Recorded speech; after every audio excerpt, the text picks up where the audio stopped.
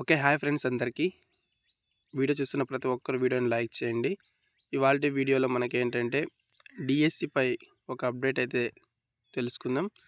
డిఎస్సిపై పూటకో మాట, రోజుకో మెలిక, సర్కారు దొంగాట, 7 నెలలు గడిచిన అతీ గతి లేని నోటిఫికేషన్. కూటమి అధికారంలోకి రాగానే 16,347 పోస్టులు ప్రకటననైతే మనకు తెలియజేయడం అయితే జరిగింది. జిల్లాల్లో ఖాళీల లెక్కలు చెప్పాలని మరోసారి మనకు ఆదేశాలు కూడా ఇవ్వడం అయితే జరిగింది. అదేవిధంగా ఈ డిఎస్సిపై పూటకో మాట, రోజుకో మెలిక తిరుగుతూనే ఉంది. కూటమి సర్కారు దొంగాట అని మనకొక సాక్షి ఆర్టికల్లో రావడం అయితే జరిగింది. ఉపాధ్యాయ అభ్యర్థులకు కూటమి ప్రభుత్వం ఇచ్చిన మెగా డిఎస్సి హామీ అమలుపై చీకట్లు కమ్ముకున్నాయి. చంద్రబాబు ముఖ్యమంత్రిగా బాధ్యతలు చేపట్టాక తొలి సంతకం చేసి 16,340 టీచర్ పోస్టులను ప్రకటించారు. డిసెంబర్ నాటికి భర్తీ ప్రక్రియ మొత్తం పూర్తి చేస్తామని చెప్పి గత వైఎస్ఆర్సీపీ ప్రభుత్వం ఇచ్చిన 6,100 పోస్టుల డిఎస్సి నోటిఫికేషన్ రద్దు చేశారు. 7 నెలలు దాటిన నోటిఫికేషన్ ప్రకటించకపోగా వాయిదాలకు మరిన్ని కారణాలు వెతుకుతున్నట్టు తెలుస్తోంది.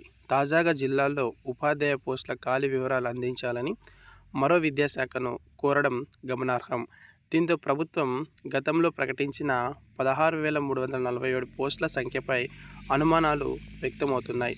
గతంలో ప్రకటించిన పోస్టులు లేకపోవడంతోనే నోటిఫికేషన్ ఇవ్వడం లేదన్న అనుమానాలు బలంగా వినిపిస్తున్నాయి. సీఎం చంద్రబాబు జూన్ 13న మెగా డిఎస్సి ఫైల్పై తొలి సంతకం చేసి పోస్టుల భర్తీ ప్రక్రియ ప్రారంభించాలని పాఠశాల విద్యాశాఖను ఆదేశించారు. దీంతో సెప్టెంబర్లో డిఎస్సి పూర్తవుతుందని అభ్యర్థులు భావించారు. డిసెంబర్ నాటికి మొత్తం ప్రక్రియ పూర్తి చేస్తామని స్వయాన ముఖ్యమంత్రి ప్రకటించడంతో అర్హత గల అభ్యర్థులు ప్రైవేటు ఉద్యోగాలు వదిలేసి పరీక్ష కోసం సిద్ధమయ్యారు. అయితే కొత్తగా బీఈడీ చేసిన వారికి కూడా అవకాశం కల్పించేందుకు జూలైలో ఏపీ టెట్లో 2020 నోటిఫికేషన్ జారీ చేశారు. టెట్ పూర్తయి 3 నెలలు గడిచిపోయింది. అయినా డిఎస్సి నిర్వహణకు మాత్రం ప్రభుత్వం గ్రీన్ సిగ్నల్ ఇవ్వలేదు. నోటిఫికేషన్ పేరుతో హడావిడి. ఎన్నికల వేళ 25,000 పోస్టులు చెప్పిన 16,347 పోస్టులు మాత్రం ప్రభుత్వం ప్రకటించింది.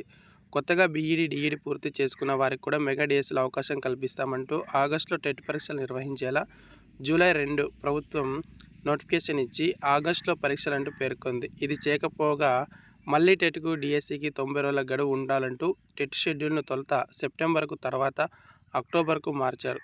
టెట్ ఫలితాలు వచ్చి 2 నెలలు గడిచినా డిఎస్సి నోటిఫికేషన్ మాత్రం వెలువడలేదు.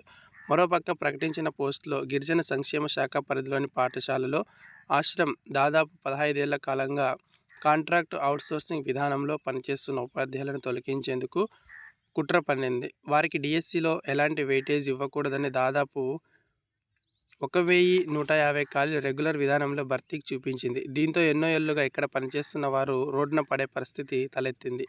పైగా గత కొన్ని నెలలు ఈ విభాగం కాంట్రాక్ట్ ఉపాధ్యాయులు ఆందోళన చేస్తున్నారు. తాజాగా ఉపాధ్యాయ అభ్యర్థుల నుంచి తీవ్ర ఒత్తిడి రావడంతో వారి దృష్టి మళ్లించేందుకు జిల్లాల వారీగా ఖాళీల వివరాలు పంపించాలంటూ విద్యాశాఖ అధికారులు ఆదేశించడం డిఎస్సి నోటిఫికేషన్ ఆలస్యం చేయడానికేనని పలు అనుమానాలైతే వ్యక్తమవుతున్నాయి.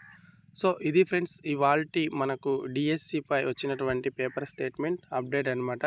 డిఎస్సిపై పూటకో మాట, రోజుకో మెలక అంటూ కూటమి సర్కారు దొంగట అంటూ మన సాక్షి ఆర్టికల్లో రాయడం అయితే జరిగింది.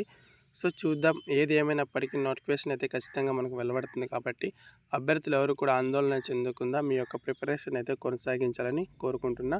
Thank you.